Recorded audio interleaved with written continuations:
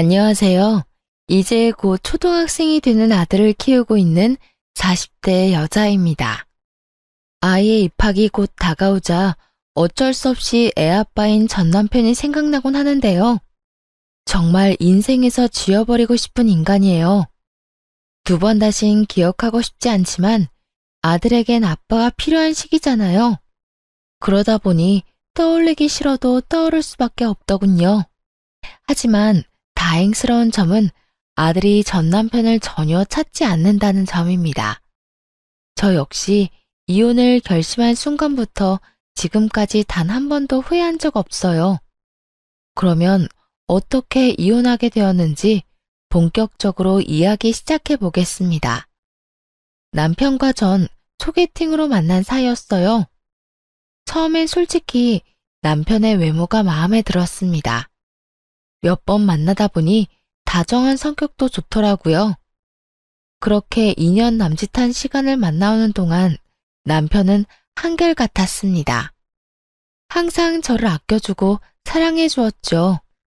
그런 남편의 모습을 보며 자연스럽게 결혼까지 결심하게 되었고요. 그렇게 남편과 결혼했고 결혼 3년 차 임신을 하게 되어 출산까지 무사히 했어요. 당시 회사에 다니고 있었는데 시간이 흘러 어느덧 육아휴직이 다 끝나가더라고요. 남편과 함께 고민에 빠지게 되었죠. 우선 친정과 시댁 모두 가깝게 살고 있지 않기도 했고요. 양가 부모님 모두 나이가 있으신 터라 아들을 봐줄 만한 기력이 없는 상황이었어요. 복직을 한다면 아들을 하는 수 없이 어린이집에 맡겨야 하는 상황인데 남편과 저는 잘해도 6시가 넘어야 집에 돌아올 테니 아이가 힘들 것 같더라고요. 그렇게 고민이 깊어지던 어느 날 남편이 큰 결심을 한 듯 말하더군요. 다름 아닌 퇴사를 하라고 말이죠. 여보, 내가 생각 많이 해봤는데 그냥 당신 퇴사하는 건 어때? 우리 주민이 생각하니까 도저히 마음이 안 놓여서 안 되겠어. 저 어린 걸 아침부터 저녁까지 어린이집에 어떻게 보내? 뭐? 퇴사? 내가 퇴사하면 당신이 너무 힘들어지지 않을까? 아무래도 버는 돈이 적어질 텐데 당신 부담도 커질 테고 말이야. 그래도 내가 한 집의 가장인데 그 정도 부담감은 어깨에 얹고 살아야지. 다른 건 몰라도 돈 때문에 망설이는 거면 그냥 퇴사해.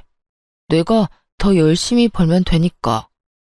당신 지금은 이렇게 말해놓고 나중에 딴소리 할 건 아니지? 막 생활비로 눈치를 준다거나 나한테 쓸데없는 돈 쓴다고 핀잔 두면 안 돼? 에이, 당신은 날 그렇게도 몰라? 내가 그런 걸로 눈치나 줄 사람으로 보여? 우리 연애까지 합치면 5년 넘게 보고 살았어. 그 정도 봤으면 나 잘할 텐데. 사람 일이란 건 어떻게 될지 모르는 거니까 하는 말이야. 어쨌든 당신이 그렇게까지 말하니까 나도 진지하게 생각은 해볼게. 더 생각하지 말고 그냥 퇴사해. 애는 엄마가 봐야지 안정감도 느끼고 건강하고 밝게 자라는 거야. 일단 퇴사하고 준민이한테 집중하고 느끼자. 알겠지? 정말 돈 때문에 싫은 소리 할 일은 없을 테니까 그 부분은 걱정도 하지 마. 남편은 이렇게 호언장담을 했고 철석같이 그 약속을 믿고 퇴사했죠. 퇴사 후 집에서 애를 보기 시작했을 때 남편은 노력하는 듯 했어요. 온종일 말도 못하는 아들과 씨름하느라 고생하는 저를 안쓰러워하기도 했고 1시간이라도 더 자라며 퇴근 후에 아들을 대신 돌봐주기도 하고요. 여보, 들어가서 좀 자. 피곤해 보인다. 아니야, 당신도 피곤하잖아. 난 괜찮으니까 당신이나 좀 쉬어. 괜찮기는? 당신 지금 쓰러질 것 같아. 나는 내일 회사 가서 잠시 자면 되지만 당신은 또 하루 종일 애 봐야 하잖아. 그러니까 내 말대로 들어가서 자. 이렇게 다정한 사람이었는데 그런 시간이 그리 길게 이어지진 않더라고요. 고작 아들의 돌이 지날 무렵부터 남편이 변하기 시작했으니까요. 처음엔 가볍게 핀잔을 주기 시작하더라고요. 아니, 집에서 하는 거라곤 애 보고 살림 사는 거 다 아냐? 근데 반찬꼴이 이게 뭐야? 먹을 만한 게 하나도 없잖아. 남편 말만 들으면 밥상을 아주 무성의하게 차렸을 거라 생각하실 수도 있겠네요. 전혀요. 국은 물론이고 나물에 고기에 생선까지 올린 밥상이었어요. 심지어 평소 남편이 좋아하는 반찬까지 가져다 놨답니다. 무려 소금물에 절여 3일을 말린 조기 말이죠. 거기까지만 해도 기가 막히는데 이런 말까지 이어서 하더군요. 밥상이 이 모양 이 꼴인데 무슨 장은 그렇게나 보는 거야? 하여튼 돈 한 푼 못 벌면서 돈 무서운지 모른다니까. 카드 한도 넉넉하다고 마음 놓고 쓰나 본데 내가 오늘 한도 낮췄어. 그런 줄 알고 형편에 맞춰서 써. 사람이 어떻게 저렇게까지 변할 수 있나 하는 생각이 들더라고요. 언제는 돈 때문에 싫은 소리 하는 일은 절대로 없을 거라고 하더니 1년 만에 완전히 변한 모습이 참 놀랍기까지 하더군요. 심지어 그날의 몇 달 전만 해도 이런 말을 했던 사람입니다. 여보, 아기 돌보랴, 내 먹거리 챙기랴, 여러모로 힘들지? 그래서 하는 말인데 내 아침이나 저녁은 안 차려줘도 돼. 밖에서 대충 먹으면 되니까 그럴 시간에 한숨이라도 더 자. 그리고 당신 요즘 끼니도 제대로 못 챙기는 것 같던데 좀 챙겨 먹어. 차릴 시간이 없으면 시켜서라도 먹어야 해. 알겠지?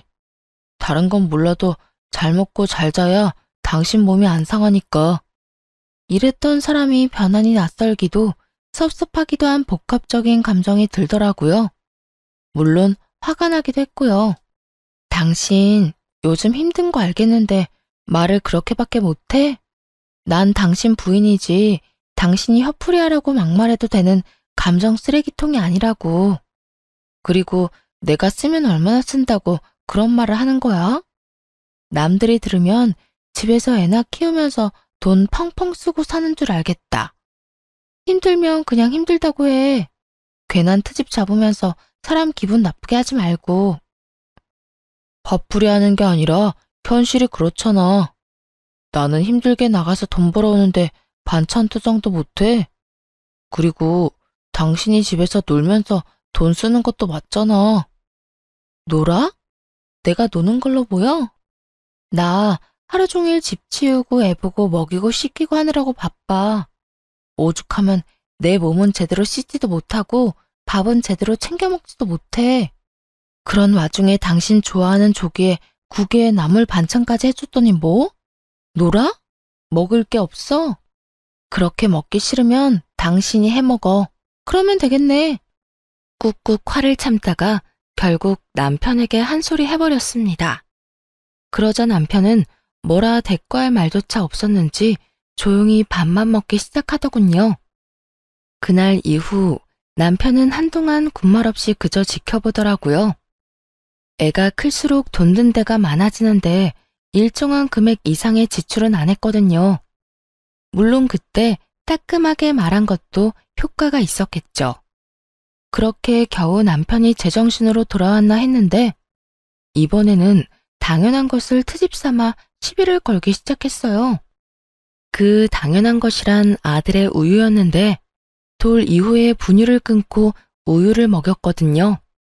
그날도 아들에게 우유를 건네주고 있는데 남편이 이렇게 말하더라고요. 인상은 있는 대로 잔뜩 찌푸리고 날이 선 목소리로 말이죠. 그 우유는 도대체 언제까지 먹어야 하는 거야? 겨우 분유 끊어서 돈 좀 덜 들겠다 싶었더니 이제는 우유를 마시는 거야? 우유값 때문에 허리가 휘겠네 휘겠어. 순간 잘못 들은 것인가 하는 생각도 들더라고요. 들은 말이 그만큼 황당하고 어이가 없었으니까요. 다른 것도 아닌 아들이 먹어야만 하는 우유를 가지고 저딴 말을 하다니요. 도무지 참을 수가 없어 남편에게 더욱 단호하게 말했죠. 당신 진짜 계속 이런 식으로 눈치 줄 거야? 나 퇴사시킬 때 뭐라고 했어? 다른 다른 건 몰라도 돈 때문에 눈치 주는 일은 없을 거라며. 내가 뭘 어쨌다고 그래? 몰라서 물어? 다른 것도 아니고 애한테 꼭 필요한 우유 먹이는 건데 뭐? 그걸로 허리가 휘네 마네. 하루 종일 툴툴거렸잖아. 그것뿐이야. 생활비 가지고도 입댄 적이 한두 번이 아니야. 당신 이러려고 나 퇴직하게 만들었어? 이러려고 잘 다니던 회사 그만두라고 했냐고. 계속 이런 식으로 할 거면 당신이 회사 그만두고 집에서 살림하고 육아나 해. 내가 어떻게 해서든 당신 벌어오는 만큼 벌어올 테니까. 노발대발하며 쏘아대자 남편은 되지도 않은 말로 상황을 모면하려 애쓰더라고요. 아니, 난 우리 아들이 너무 많이 먹어 돈이 아깝다는 게 아니라 우리 준민이가 잘 먹으니까 더 열심히 돈 벌어야겠다는 의미로 한 말이었어. 오해하지 마. 이 말 같지도 않은 변명을 듣는데 더욱 화가 나더라고요. 그래서 단호하게 한 번 더 남편에게 경고를 해주었죠. 오해? 누가 들어도 짜증났다는 말투였거든? 당신, 나랑 준민이를 당신 등골이나 빼먹는 인간이라고 생각해? 그딴 생각 가지고 우릴 대할 거면 당장 회사 그만둬. 알겠어? 이런 일이 있고 난 후 남편은 더는 별말하지 않더라고요. 아들 때문에 돈을 쓰는 것에는요. 그 다음 어떤 일이 벌어졌는지 예상이 가시나요? 이번엔 제가 쓰는 돈에 더욱 치사하게 굴기 시작했답니다. 아들을 홀로 돌보느라 고장난 손목을 치료받기 위해 병원에 갔던 날이었어요. 그런데 글쎄 그걸 가지고 잔소리를 하기 시작하더라고요. 당신 오늘 병원 갔었어? 왜? 어디 아파? 아, 손목 아파서. 애가 아직 제대로 못 걸으니까 안 할 일이 많잖아. 무겁기도 하고 말이야. 그래서 그런지 손목이 너무 안 좋아졌더라고. 오늘 병원에 가서 치료도 받고 약도 좀 받아왔어. 뭐? 그까진 일로 병원에 간 거야? 손목이 아프면 집에서 뜨거운 수건으로 찜질이나 하면 될 것이지.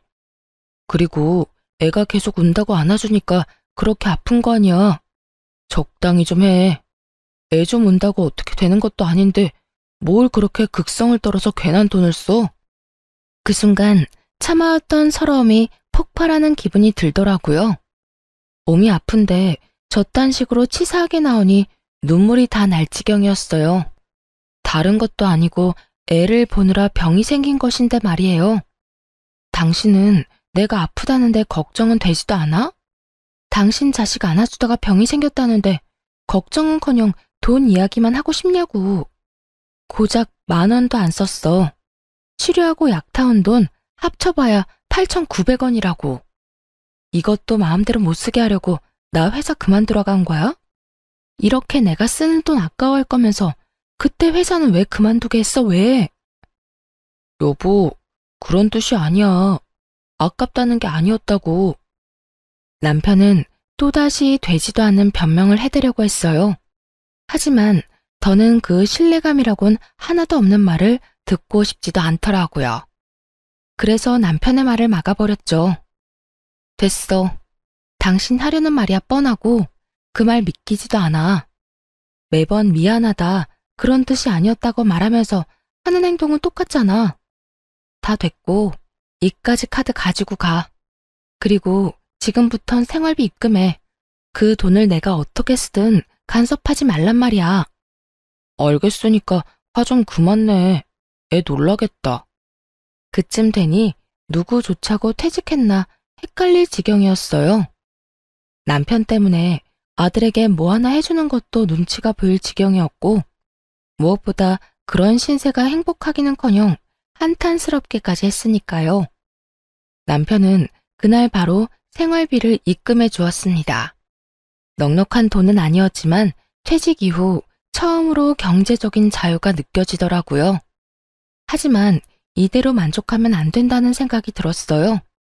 또 어떤 이유를 대며 남편의 잔소리가 시작될지 모르잖아요. 더는 돈 때문에 이렇게 마음고생하고 싶지도 않았고요. 그래서 아직 쓰지 않았던 퇴직금으로 뭐라도 해보기로 했습니다. 알아보니 무인 아동복 매장이 괜찮은 것 같더라고요. 초기 자본도 가진 돈으로 충분히 될 수 있었고 아들과 함께 일할 수도 있었어요. 그래서 바로 아동복 매장을 열었습니다. 혹시 몰라 남편에게는 비밀로 하고 일을 시작하게 되었어요. 그렇게 시간은 흘러 아이는 어린이집에 가도 무리가 없을 만큼 자랐습니다. 다행히 매장도 자리를 잘 잡았어요. 어느새 매출은 남편에게 받는 생활비를 넘긴 상태더라고요. 그래도 그 돈을 함부로 쓰지 않고 앞날을 위해 차곡차곡 모아두었어요. 이렇게 말씀드리면 엄청난 돈을 벌었다고 오해하실 수도 있는데 워낙 남편이 주는 생활비가 적었던 터라 쉽게 넘길 수 있었어요. 아무튼 남편에겐 계속 비밀로 하면서 생활비가 모자랄 땐 충당하며 살고 있었죠. 그러던 어느 날 친정에서 연락이 왔더라고요. 딸, 어떻게 하니? 너희 아빠 또 수술해야 할 것 같아. 정말? 어떻게 하긴 어떻게 해. 수술하면 되지. 왜? 수술비 때문에 그래? 그렇지 뭐. 수술비가 한두 푼도 아니고 이미 너희 아빠 뒷바라지 하느라 돈도 없어. 이 일을 어쩌면 좋니? 엄마, 돈 걱정하지 말고 아빠 수술 날짜나 잡아. 내가 해결해 줄 테니까. 슬프게도 친정아빠가 수술을 받아야 할 일이 생겨났습니다. 아빠가 이미 오래 지병을 앓으셔서 친정엔 돈이 많이 남지 않은 상황이었어요. 딸 된 도리로 그간 모아뒀던 돈으로 친정에 도움이 되어야겠다는 생각을 했죠. 그렇게 수술 날만 기다리고 있는데 남편 놈이 먼저 아빠 이야기를 꺼내더라고요. 이때껏 친정 이야기엔 꺼내지도 않던 인간이 어떻게 한 것인지 모르겠지만요. 갑자기 대화를 하자길래 무슨 이야기인가 싶어 들어보니 정말 가관이더군요. 이야기 들었는데 혹시나 해서 하는 말인데 우리 돈 없어. 아니, 난 장인어른 수술비 줄 돈 없어. 그러니까 혹시라도 당신 나한텐 돈 이야긴 꺼내지도 마. 뭐? 지금 뭐라고 했어? 장인어른 수술비 못 준다고. 당신도 알다시피 나 혼자 버는데 수술비처럼 큰 돈이 어디 있어. 혹시나 당신이 수술비 이야기 꺼낼까봐 내가 먼저 말하는 거야. 어차피 남편에게 그 돈을 받을 수 있을 거란 생각은 하지도 않았어요. 그런데 막상 남편이 저딴 식으로 기분 나쁘게 말하니 오기가 생기더라고요. 이때껏 내가 이 집에서 해준 일이 얼만데 하는 생각이 들기도 했고요. 내가 이때까지 이 집에서 살림하고 애 돌본 시간을 시급으로 치잖아? 그럼 우리 아빠 수술은 시켜주고도 남아. 그런데도 수술비에 보탤 돈이 없다고? 좋아. 많이 양보해서 수술비의 절반만 받을 테니까 그건 내놔. 알겠어? 그러자 남편은 노발대발하며 화를 내기 시작하더라고요. 돈은 죽어도 못 주겠다면서 말이죠. 그걸 왜 나보고 달래? 내가 그런 돈이 어디 있다고? 나 혼자 벌어서 생활비 주고 내 용돈 조금 하고 남는 돈이 어디 있었겠어? 집에서 살림하는 건 당신이 사는 곳이기 때문이고 애 봐주는 건 당신 자식이기도 하니까 당연히 다 해야 하는 의무잖아. 그거 했다고 나한테 돈을 달라고 하면 안 되지. 그리고 사실상 장인어른이 내 아버지도 아닌데 내가 그 돈을 왜 줘? 아, 그래? 그런데 왜 그 당연한 의무는 나만 가져야 해? 당신도 사람을 부려먹었으면 의무적으로 돈을 내놔야지. 난 어떻게 해서든 당신 주머니에서 병원비 절반을 꺼내갈 테니 그런 줄 알아. 그날 이후 남편은 그까짓 돈이라고 하며 저를 무시하기 시작했어요. 웃기는 건 뭔지 아세요? 무시하는 말과는 달리 돈은 끝까지 안 줬다는 거예요. 수술 날짜가 다가오면 다가올수록 남편 놈은 예민해지더군요. 그 꼴도 보기 싫어 욕이 나오려는데 남편은 귀엽고 험한 말이 나오게 했습니다. 바로 시댁과 관련된 일 때문이었어요. 시모는 연락을 자주 하는 편이 아니었는데 그날은 어쩐 일로 연락을 했더라고요. 남편이 전화를 잘 안 받는다면서요. 어머님, 무슨 일이세요? 그게 우리 아들이 연락이 안 돼서 말이야. 다른 게 아니라 이번에 사준 명품 구두 말이다.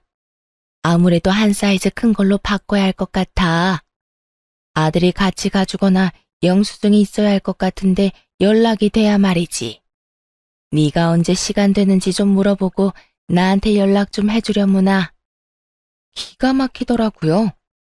명품 구두라고 하면 한두 푼 하는 것도 아닐 텐데 그럴 돈은 있으면서 당장 생사가 오가는 수술비는 안 주겠다고 했으니 말이에요. 그날 저녁 여전히 예민한 남편에게 따져 물었어요. 당신 진짜 해도 너무한 거 아니야? 갑자기 왜 이래? 말을 알아들을 수 있게 해야 할 거 아니야. 나 오늘 어머님하고 통화했거든? 당신이 명품 구두 사드렸다며. 사이즈가 작아서 바꿔야 하니 영수증을 주든 직접 오든 하라고 하시더라. 우리 아빠 수술비는 없어도 어머님 명품 구두 사줄 돈은 있나 보네? 그거랑 같아? 다르지. 아주 많이 다르지. 어머님 명품 구두는 사치품이고 우리 아빠 수술비는 생명이 연관된 건데 다르지. 그게 아니라 우리 엄마니까 내 돈으로 뭘 사주든 무슨 상관이냐고. 당신이 이렇게 화낼 필요가 없단 이야기를 하는 거야. 내가 번 돈 내가 쓰겠다는데 당신 무슨 권리로 이렇게 화를 내? 권리? 지금 권리라고 했니? 당신이 벌어서 쌓은 돈에는 내 몫도 있어. 집안일에 신경 하나 안 쓰고 회사 생활을 평탄히 할 수 있는 이유가 뭐 같아? 당신과 우리 애를 위해 집에서 일을 하는 내 덕이라고. 뭐? 무슨 그런 웃기지도 않은 말을 해. 당신이 번 돈도 아닌데 무슨 당신 몫이 있어? 그래, 당신 아빠 수술비 절반은 줄 테니까 힘들게 일하고 온 사람 괴롭히지 좀 마. 당신이 이렇게 쪼지 않아도 어련히 알아서 줄 테니까. 언제 내가 안 준다고 그랬어? 준다고 그랬잖아. 남편은 적반하장으로 화를 내며 그까지 수술비 준다고 큰 소리를 쳤습니다. 그런 인간에게 상식을 들이대봤자죠. 내 입만 아프겠다는 생각에 대꾸도 안 하고 입을 다물어 버렸습니다. 가정주부는 집안 재산에 아무런 권리도 없다는 사람과 무슨 대화를 하겠어요? 정이 뚝 떨어져 서서히 이혼을 생각하기 시작했습니다. 그러던 어느 날 다 함께 저녁을 먹고 있을 때였어요. 이것저것 골고루 잘 먹는 아들에게 남편이 또 시비를 걸어대더군요. 누굴 닮아서 저렇게 먹어대는 건지. 너 그렇게 먹으면 돼지 돼 돼지. 당신 지금 애한테 무슨 말을 하는 거야? 잘 먹으면 보기 좋은 거지. 왜 그딴 말을 해? 너무 놀라 황급히 아들의 귀를 막으며 남편에게 조용히 하라고 했습니다. 남편은 그런 저를 한번 흘겨보더니 다시 그 입을 뗐어요. 내가 틀린 말 했어? 살찌면 계속 옷을 새로 사야 하는데 그 돈은 누가 벌어와? 하여튼 엄마나 아들이나 어떻게 해서든 내 돈 뜯어내려고 안달이 났지. 내가 무슨 돈 벌어오는 기계도 아니고 돈 하면 그냥 돈이 나오는 줄 아나? 이 녀석아, 적당히 좀 먹어. 그 순간 아들이 보고 있지 않았다면 그 밥상을 다 엎어버렸을 거예요. 그만큼 너무나 화가 났어요. 해도 정말 너무하다는 생각밖에 들지 않더라고요. 다른 집 부모들은 아무리 가난해도 자식 입에 들어가는 건 아깝지 않다고 하던데 어떻게 아빠라는 인간이 애한테 적당히 먹으라고 화를 낼 수가 있는 것인지 이해하려고 해봐도 도무지 받아들일 수가 없더라고요. 그대로 아들을 아랫집 할머니께 맡기고 올라와 남편과 제대로 싸우기 시작했어요. 당신 진짜 미쳤어? 어떻게 애한테 그런 말을 해? 당신이 그러고도 아빠야? 내가 뭐 틀린 말 했어? 다 돈이잖아, 돈. 아무리 그래도 그렇지. 애가 잘 먹는 거 가지고 화내는 게 정상이라고 생각해? 당신 머릿속엔 오로지 돈뿐이니? 네 아들이 상처받을 건 안중에도 없어? 나한테 돈 달라며. 아껴야 당신이 원하는 대로 당신 아빠 수술비라도 좀 드릴 거 아니야. 남편은 비아냥대며 아빠 수술비를 언급했습니다. 역시나 수술비가 남편 놈의 심기를 건드렸던 거였어요. 그 말을 듣는데 정말 그 돈만큼은 꼭 받아야겠다는 생각이 들었어요. 아, 그래? 그러면 지금 당장 줘. 이때껏 우리한테 많이 아꼈으니 그 돈 당장 줄 수 있을 거 아니야. 당신은 나 보면 돈밖에 생각이 안 나냐? 나한테 맡겨놓은 돈이 있는 것도 아니면서 왜 자꾸 돈을 달래? 당신이 그따위로 구니까 돈 타령을 하지. 방금 한 말 기억 안 나? 아껴야 우리 아빠 수술비라도 줄 거 아니냐며. 돈 이야기 먼저 꺼낸 건 당신이야. 그렇게 한참을 돈 이야기를 하며 싸웠어요. 그러다 어느 순간 남편이 갑자기 저를 멍하니 보더니 이혼하자고 하더군요. 우리 이혼하자. 뭐? 지금 이혼하자고 했니? 지금 이혼하자고 할 사람이 누군데 이 인간이 감히? 이 상황이 믿기지 않아 다시금 남편에게 되물었어요. 그러자 남편은 고개까지 끄덕이며 이혼하자고 말하더군요. 이혼해. 아무리 생각해도 내가 당신 아빠 수술비를 왜 줘야 하는지 모르겠어. 정확히는 내가 왜 당신 친정일까지 다 책임져야 하는 건지 모르겠다고. 이번 한 번만 도와주면 끝날 문제도 아니잖아. 앞으로 이런 일이 일어날 때마다 나한테 돈 타령할 거 아니야? 내가 왜 힘들게 번 돈으로 남 뒷바라지나 해야 해? 난 그렇게 살기 싫어. 배우자의 부모까지 부양해야 하는 의무가 없다는 거 저도 잘 압니다. 하지만 이건 아니다 싶었어요. 수술비 전액을 요구한 것도 아니고 절반만 달라고 했을 뿐인데 저러다뇨. 또 남편이 본인 부모님한테는 얼마나 끔찍해 하는지 아세요? 철마다 여행 보내드려. 조금만 앓는 소리가 나오면 몸에 좋다는 보약 지어드려. 몸보신하라고 용돈 봉투까지 두둑하게 드린다니까요. 게다가 최근에는 명품 구두까지 사드린 걸 알고 있었기에 더욱 화가 났죠.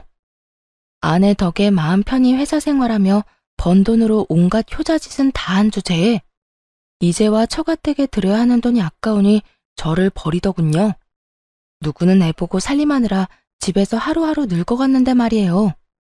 그러니까 당신 부모님 여행 보내주고 용돈 준 거는 당연한 거고 우리 부모님껜 수술비 절반 드리는 것도 아까워서 이혼하겠다.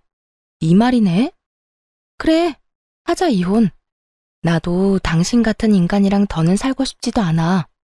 그런데 당신 그건 알지? 나랑 이혼하면 당신 재산 분할해줘야 하는 거. 각오나 단단히 하고 있어. 아무리 좋은 변호사를 선임해도 나한테 재산 분할은 무조건 해줘야 할 테니까. 그러자 화들짝 놀란 남편이 화를 내더라고요.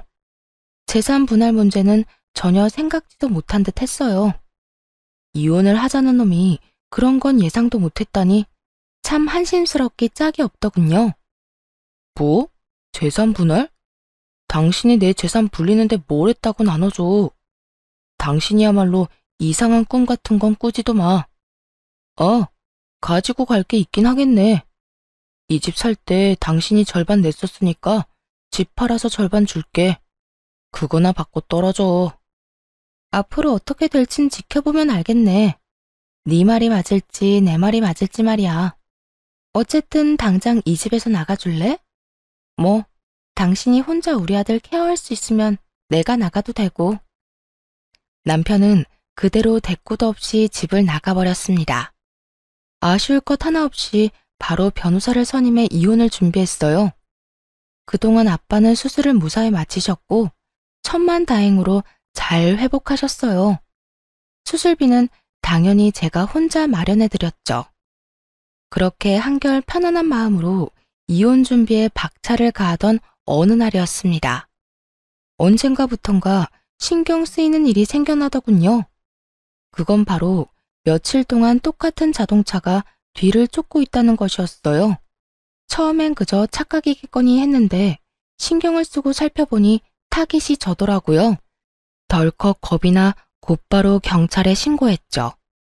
그렇게 경찰서에서 그 남자의 정체를 알게 되었는데 다름 아닌 남편의 부탁을 받고 제 뒤를 쫓던 사람인 거예요. 들어보니 그 남자는 남편의 지인 동생으로 용돈벌이 겸 저를 쫓았다고 하더라고요. 전 그냥 아줌마를 쫓아다닌 것뿐이라고요. 뭘 하는지 누굴 만나는지만 알려주면 시급보다 더 많이 준다고 했어요. 근데 쫓아다니면서 찍은 사진도 없고 그냥 지켜만 봤어요. 진짜요. 그러니까 남편이 내 뒷조사를 부탁했다. 이 말이네요? 네. 혹시나 남자를 만나면 사진 찍어서 보내달랬는데 그런 일이 없었으니 사진 찍을 일도 없었어요. 그러니까 저 여기서 좀 나가게 해주세요. 남편의 수가 뻔히 보이지 않나요? 막상 변호사를 만나보니 재산을 많이 떼어줘야 할 것 같다고 들었겠죠. 그래서 사람을 시켜 제 흠이라도 잡아볼까 하며 얕고 치사한 수를 쓴 거예요. 그런데 정말 웃기지 않나요? 지인의 동생에게 부탁해 제 뒤를 밟은 것이 말입니다. 그 와중에 흥신소에 들어가는 비용이 아까웠다는 거잖아요. 참 짠돌이 남편답다는 생각을 했습니다. 나가게 해줄 테니 남편한텐 들켰다는 이야기 하지 말아요. 그냥 하던 대로 나 쫓는 척하면서 용돈 받아 쓰세요. 알겠어요? 네, 알겠어요. 무슨 뜻인지 알아들었으니까 여기서 나가게만 해주세요. 이때까지 알아낸 것도 절대 말하지 않을게요. 별로 쓸모있는 게 없긴 하지만요. 남자는 그대로 구속이라도 될까 겁이 나는지 시키는 건 뭐든 하겠다고 했습니다. 그 후 남편이 한 그대로 흥신소에 의뢰해 남편의 뒷조사를 시작했어요. 이렇게까지 추잡하게 구는 이유가 꼭 돈 때문만이 아니라는 확신이 들었거든요. 재산 분할은 둘째치고 양육권 때문에라도 확실하게 남편을 조사할 필요가 있었죠. 그렇게 얼마 후 조사한 내용을 받았을 때 웃음이 다 나더라고요. 사모님, 알아보니 남편분 유흥업소를 다니고 있더라고요. 물론 불법 업소이고요. 다니기 시작한 건 3년도 넘었고요. 주로 회사 동료들이랑 다니더라고요. 게다가 거기에서 만난 여자랑 살림까지 차렸던데요. 뭐 집이 좋은 건 아니고 작은 원룸 하나 얻어줬더라고요. 여자한테 생활비나 용돈 주면서 지내고 있고요. 그리고 그때 말씀하신 사모님 뒤 밟았던 청년이 있잖아요. 그 청년은 그 여자 동생으로 확인됐고요. 그 여자가 걸친 게 전부 명품이던데 그거 역시 전부 남편분이 사준 거예요. 남편은 돈 타령을 하기 시작했을 때부터 회사 동료들과 유흥업소를 다녔던 거예요. 상간녀에게 생활비뿐만 아니라 명품 옷에 가방까지 사주면서요. 장인어른 수술비가 아까워 이혼까지 결심한 사람이 말이죠. 뭐 이제는 화도 나지 않았어요. 늘 돈이 없다는 말을 달고 살더니 저랬으니 돈이 없었겠구나 싶을 뿐이었죠. 일단 이혼은 진행되었습니다. 그동안 어린 아들에게 폭언을 해온 것, 쥐꼬리만한 생활비만 주면서 온갖 생색을 다 내며 무시로 일관했던 것, 그러면서도 밖에선 외도를 저지르고 있었던 것이 다 인정되었죠. 다행히 양육권은 물론이고 재산 분할까지 유리한 쪽으로 판결받게 되었어요. 물론 상간녀 소송도 해서 상간녀에게 위자료도 받았고요. 그런 와중에 전 남편 놈이 뭐라고 했는 줄 아세요? 이럴 줄 알았으면 그냥 수술비나 주고 말았지. 재산 분할에 위자료까지 이렇게 많이 주게 될지 몰랐는데 이게 뭐야? 변호사 비용은 비용대로 들고 돈은 돈대로 뜯기고. 아니, 무슨 법이 이래? 참 대단하지 않나요? 그딴 말을 짓거리는 전 남편 놈을 보는데 그저 대단하단 생각밖에 들지 않더군요. 이대로 끝이냐고요? 그럴 리가요. 그 후에도 전 남편은 여전히 그 유흥업소를 들락날락했습니다. 그래서 그 사람이 업소에 또 갔다는 이야기를 듣자마자 경찰에 신고해버렸어요. 소문이 쫙 퍼져 유흥업소를 다녔던 사람들과 함께 회사에서 잘렸다고 하더군요. 이미 상간녀에게 돈을 쏟아부었는데 위자료 지급에 해고까지. 전 남편은 완전히 아무것도 없는 신세가 되었죠. 그 뒤 아들을 만나는 날 거짓골로 나타난 전 남편이 갑자기 하소연하기 시작했어요. 꼴이 왜 그래? 밥은 먹고 다녀? 다른 날도 아니고 아들 만나러 오는 날인데 좀 신경 쓰고 오면 안 돼? 내가 지금 그런 거 생각할 처지가 아니야. 나 요즘 원룸에서 지낸다. 당신한테 위자료 주고 벌금 내고, 게다가 회사에서도 잘리는 바람에 양육비를 겨우 주고 있다고. 이 마당에 내가 아들 신경 쓰게 생겼어? 그래서 뭐, 그런 와중에 양육비는 줘서 고맙다고 인사라도 해주길 바라는 거야? 그런 뜻이 아니라 그만큼 힘들다는 말을 하는 거야. 내가 땡전 한 푼 없다고 그 여자도 도망갔어. 이때까지 해준 게 얼만데. 내가 사준 가방 좀 팔자고 하니까 바로 다음날 짐 싹 싸서 도망간 거 있지? 믿을 사람 하나 없다더니 어떻게 나한테 그럴 수가 있어? 들어보니 상간녀는 뒤도 돌아보지 않고 도망을 갔다고 하더라고요. 전 남편에게서 더는 빼먹을 것도 없고 받은 것까지 뺏길 위기에 처하니 그랬겠죠. 그래서 남편은 상간녀와 함께 살고 있던 원룸에서 혼자 지내고 있다고 했어요. 아들과는 눈도 마주치지 않는 남편의 모습에 더는 의미가 없다는 생각이 들었어요. 당신 진짜 제정신 아니구나. 나한테 한 짓이 얼만데 내 앞에서 하소연이나 하고 싶어? 그딴 말 할 거면 애 보자고 하지 마. 애랑 시간은 같이 보내지도 않으면서 왜 꼬박꼬박 만난다고 그 성화야?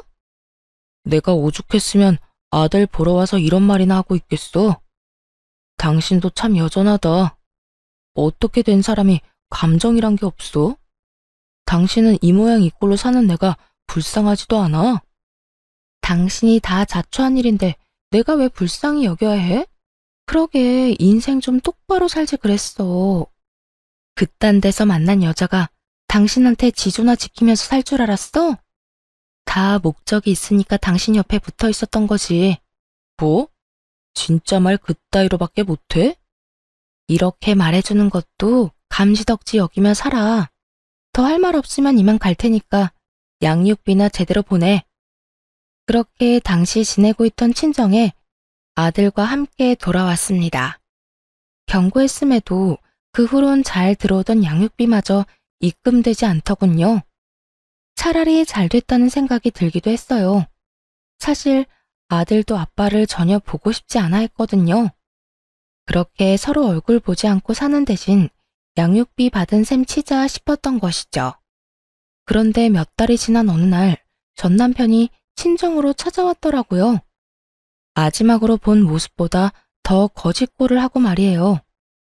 여보, 당신 가게 대박났다며? 나 다 들었어. 언제 그런 가게를 차린 거야? 당신 정말 대단하다. 여기까지만 들어도 전 남편의 추악한 계획을 알 것 같더라고요. 제가 사업을 해서 대박났다는 소식을 듣고 빌부터 볼까 하며 찾아온 것이었어요. 도대체 어디서 어떻게 저런 소식을 전해 들었는지 알지는 못하겠지만요. 그 이야기는 또 어떻게 들은 거야? 그래, 나 대박났어. 그런데 그게 왜? 당신이랑 아무 상관도 없는 일이잖아. 에이, 무슨 말을 그렇게 섭섭하게 해. 우리가 이혼은 했어도 우리 사이에 아들이 있는데 완전히 남남이 될 수는 없잖아. 아들? 아들 생각하는 사람이 아들 먹는 거 입는 걸 그렇게 아까워했어? 유흥업소나 들락날락하면서? 당신 지금 이러는 거 가증스러워. 왜 갑자기 아들 사랑하는 아빠 코스프레야? 같이 살 때는 아들 한번 제대로 안아준 적도 없었으면서. 잘못을 오목조목 짚어주자 전 남편은 할 말이 없었는지 조용히 듣기만 하더군요. 그러다 갑자기 무릎을 꿇고 빌기 시작했어요. 여보, 이때까지 내가 당신이랑 우리 아들한테 잘못하고 살았던 거 알아. 그땐 딴 곳에 정신이 팔려서 무슨 짓을 하고 있는지도 모르고 살았었어. 내가 정말 미쳤었나 봐. 그딴 짓이나 하고 돌아다니다니. 당신 같은 여자랑 금쪽 같은 내 새끼한테 탕 쳐주는지도 모르고 말이야. 그러다 울겠다 울겠어. 꼴 같자는 반성 그만하고 준비한 말이나 꺼내놔. 그 되지도 않는 반성하는 연기 더는 보고 싶지도 않아. 연기라니. 난 진심이라고. 그리고 딱히 준비한 말은 아닌데 나 진짜 반성 많이 하고 깊게 후회했어. 그래서 하는 말인데 우리 다시 같이 살면 안 될까? 아니나 다를까 전 남편은 눈치를 살피며 재결합하자고 하더라고요. 그것도 아들을 내세워서 말이죠. 우리 아들을 아빠 없는 애로 키울 거야? 지금은 괜찮을지 몰라도 점점 자라면서 내가 필요한 상황이 많아질 텐데 더군다나 딸도 아니고 아들이잖아. 아들은 크면 클수록 아빠 손이 필요하다는 거 알지? 그러니까 우리 아들 생각해서라도 나 좀 받아줘. 내가 앞으로 잘할게. 너 진짜 미쳤지? 감히 내 아들을 핑계로 재결합을 운운해? 진짜 끝까지 최악이구나. 네가 한 짓이 있는데 어떻게 이제 와서 그딴 말을 해? 그러니까 내가 이렇게 빌잖아. 정말 반성 많이 했다니까. 지나간 과거는 과거로 묻어두고 우리 아들 앞날만 생각하자. 응? 웃기고 있네. 네가 지금 내 돈 보고 이러는 거 모르는 줄 알아? 왜? 가게 대박 났다고 하니 내가 돈방석이라도 안 준 줄 아니? 왜? 아니야? 알아보니까 당신 가게 엄청나게 잘 된다고 하던데. 다 빚이야, 빚.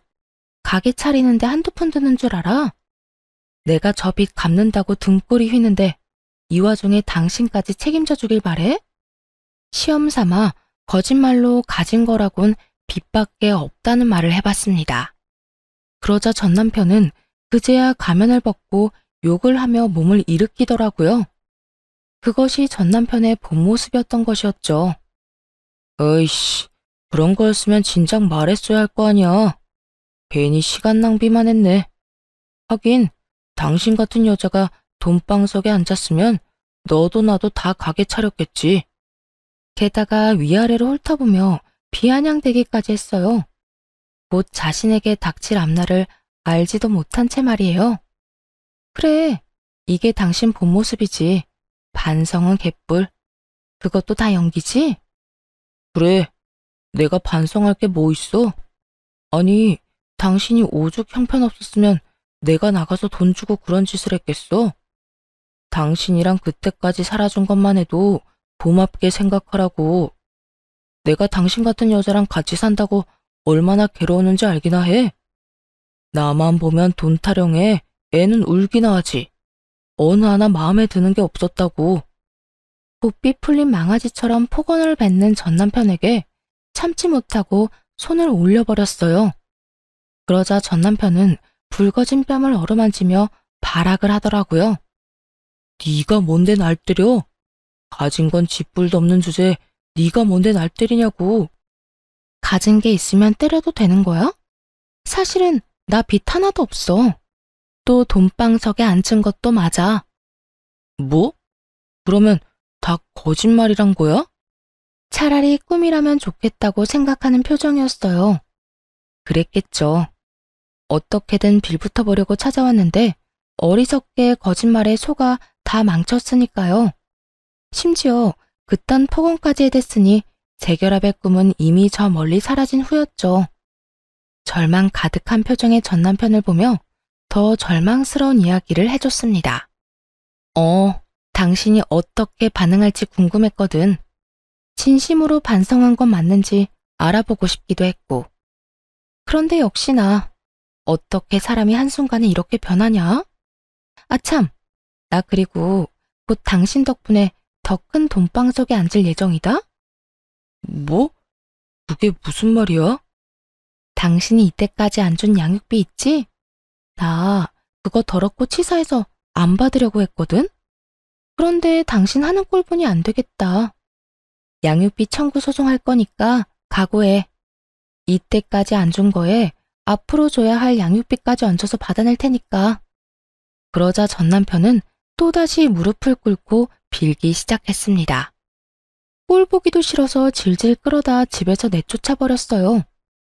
이딴 짓만 하지 않았더라면, 아니, 그 더러운 입에 아들을 들먹이지만 않았더라도 더럽고 치사해서 밀린 양육비는 받지 않으려고 했는데 안 되겠더라고요. 전 남편 놈이 저렇게 나오니 하나도 남김없이 다 받아내야 하겠더군요. 그렇게 큰 코 다쳐봐야 두 번 다신 저딴 짓거리를 못할 테니까요. 그 후 지체할 것 없이 양육비 청구 소송을 진행했습니다. 그간 받지 못한 양육비와 함께 일시금 지급까지 받아낼 수 있었고요. 다시 전 남편이 찾아오는 일은 없었지만 간간히 소식은 들려오더라고요. 들어보니 양육비를 주기 위해 전 시댁에 손을 벌렸다가 연이 끊겼다고 하더군요. 그 뒤론 아무 소식도 들을 수 없었어요. 하루하루는 참 길고 고단했는데 돌아보니 세월 참 빠르게도 흘러갔더라고요. 그동안 울기도 많이 울었지만 그래도 참 행복했던 것 같습니다. 저의 가게에서는 이제 아동복뿐만 아니라 성인복도 함께 판매하고 있어요. 또 온라인 사업도 한번 해보려고 구상하고 있는 중이에요. 그리고 눈에 넣어도 아프지 않은 아들은 개구장이 8살이 되었어요. 엄마 사랑해 라는 입에 말을 달고 살 정도로 사랑꾼이 되었는데요. 사랑 고백을 하는 아들을 볼 때마다 그간의 고생이 눈 녹듯 사라지는 기분입니다. 아들은 아빠 이야기를 전혀 꺼내지 않는데 오히려 그래서 더 안쓰럽더라고요. 목욕탕에 간다거나 수영장에 갈 때 이것저것 아빠의 손길과 도움이 필요할 텐데 씩씩하게 혼자 해내는 모습이 대견스럽기도 하고요. 그래서 어느 날은 아들에게 물어봤습니다. 아빠가 보고 싶진 않냐고요. 그랬더니 아들이 이렇게 대답하더라고요. 엄마, 나한텐 엄마가 아빠이기도 해. 그런데 왜 아빠가 보고 싶겠어? 나 기억이 흐릿하지만 아빠가 엄마랑 나한테 말이랑 행동 함부로 했던 거 기억나. 이혼하고 만나러 왔을 때도 나보고 웃어준 적 없었잖아. 그런 사람이 아빠라면 차라리 안 보고 살고 싶다고 생각했어. 실제로 안 보니까 더 좋았고. 그러니까 엄마, 내 걱정은 하지 마. 난 이제 엄마가 행복했으면 좋겠어. 대견하고 안쓰러운 만큼 아들을 더 많이 사랑해주고 아껴주려고 합니다. 앞으로도 아들과 함께 잘 살아가기 위해서요. 다들 응원해 주실 거죠? 이로써 저의 사연도 끝이 났네요. 주변에 저와 같은 이유로 이혼을 고민하고 있는 분들이 많이 계시더라고요. 맞벌이 부부도 그들만의 고충이 깊겠지만 집에서 독박 육아하시는 분들의 고충도 정말 이루 말할 수 없이 깊겠죠. 직접 겪어봤으니 너무나 잘 알고 있습니다. 처음엔 고맙다던 남편이 내 노력을 당연하다고 치부해버리는 일이 많더군요. 집에서는 살림하랴 애 보느라고 몸이 나만하질 않는데 말이에요. 집안일하고 육아하느라 돈을 벌지 못하는 것이 죄는 아닙니다. 가정주부, 한 아이의 엄마라는 직업이 얼마나 대단한 것인지 우리는 알고 있잖아요. 그러니까 기죽지 말고 할 말은 하고 내 권리는 찾아가면서 집에서 일합시다. 꼭 이 말을 해드리고 싶었어요. 다들 화이팅입니다. 긴 글에 함께 해주신 분들 감사합니다.